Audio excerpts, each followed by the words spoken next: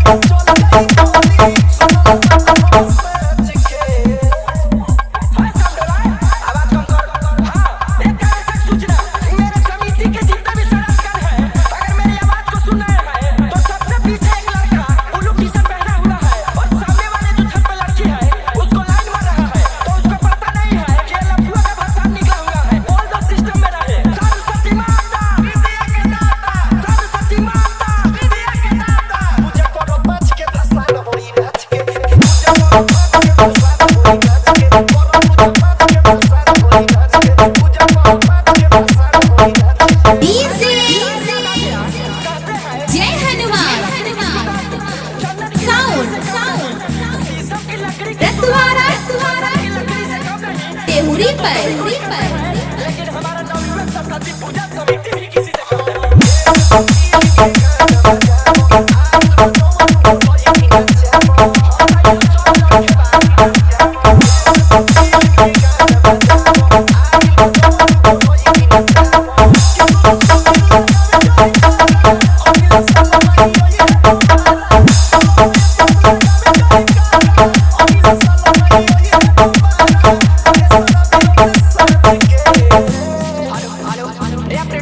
थोड़ा सा आवाज कम करो। केहू भी ट्रैक्टर के खाला पर लटक के डांस ना करी, कायदा में रहो तो बात फायदा करी। ना तो ज्यादा लोग के बॉक्स चली चाहे बोला, बॉक्स चली चाहे बोला, हमनी के भाषा हर साल चली बोला। तुझे को रंग के भाषा न होई